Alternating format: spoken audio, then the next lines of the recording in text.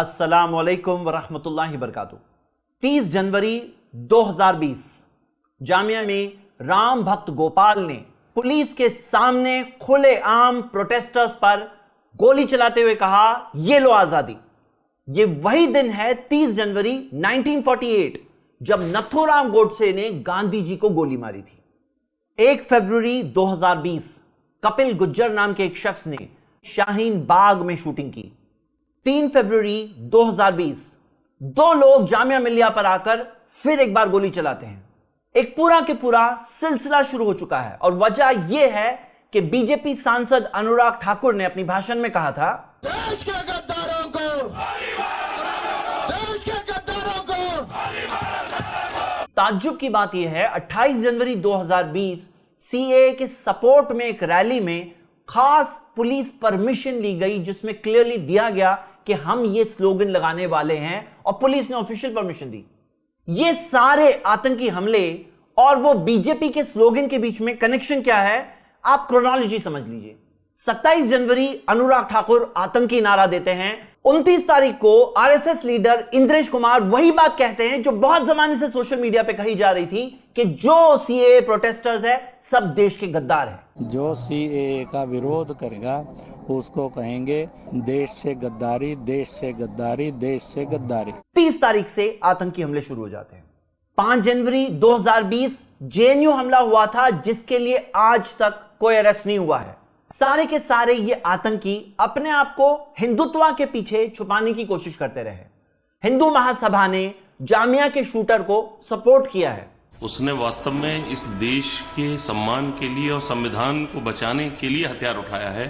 तो मैं समझता हूं वो एक राष्ट्रभक्त है, वो एक हिंदुत्ववादी है और अखिल भारत हिंदू महासभा ऐसे हर वीर का, हर सपूत का सम्मान करती है। यूपी की एक सो कॉल्ड हिंदू ऑर्गेनाइजेशन ने जामिया के शूटर को गोडसे का टाइटल दिया है और एक बहुत ही भारी रकम 5100 रुपए का इनाम अनाउंस किया है।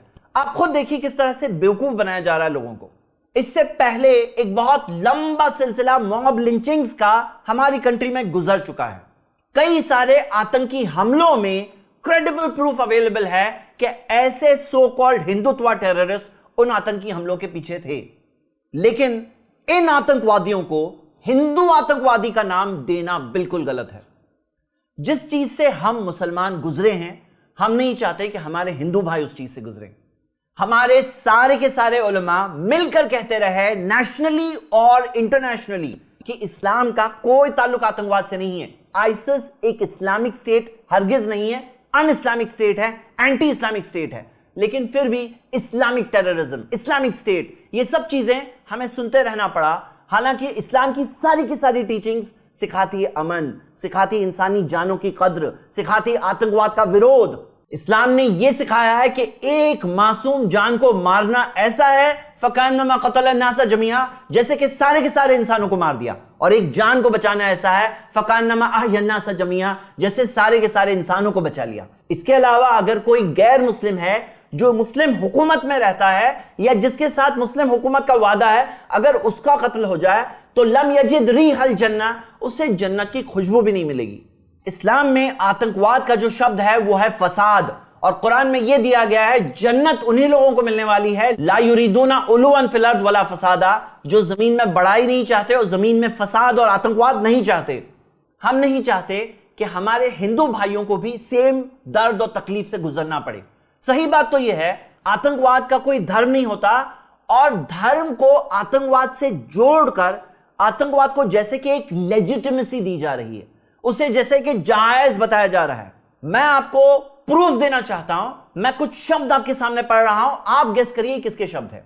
In this hour I would ask of the lord God only this, that he would give his blessings to our work and that he may give us the courage to do the right. I am convinced that men who are created by God should live in accordance with the will of the Almighty.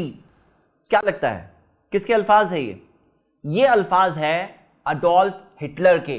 Hitler ने भी एक वक्त पर धर्म का सहारा लिया था अपने आतंकी इरादे पूरे करने के लिए। दूसरी मिसाल सावरकर, जिन्हें हिंदू एक्सट्रीमिज्म से कई बार जोड़ा जाता है, लेकिन बहुत लोगों को यह पता ही नहीं है, और प्रूफ्स आपके सामने स्क्रीन पर मौजूद है। ये किताबों में आप खुद देख सकते हैं कि सावरकर एक्चुअली एक एथियस्ट थे, यानी कि नास्तिक। आप खुद सावरकर का कंसेप्चुअलाइजिंग गॉड वाला आर्टिकल पढ़ सकते हैं, जहां उन्होंने गॉड के कंसेप्ट को डिनाई किया है, इनकार किया है।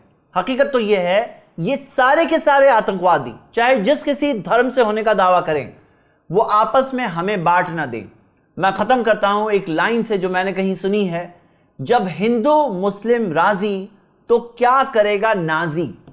मैं जानता हूं कि कुछ सवालात और कुछ प्रोपेगेंडा है जो इस्लाम के ताल्लुक से किया जाता है, और ये सवालात को फेस टू फेस देखकर उनका जवाब देखना जरूरी है। वो देखिएगा आप हमारी अगली वीडियो में। अगली वीडियो आपकी मिस ना हो जाए, हमारे चैनल को जरूर सब्सक्राइब करें, फेसबुक पेज को लाइक करें। हमारे देश को इस आतंकवाद से बचाने के लिए इस मालूमात को लोगों में फैलाने में आप हमारा साथ दें। इस वीडियो को ज्यादा से ज्यादा शेयर करें।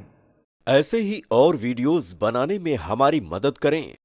i+ TV को जरूर डोनेट करें।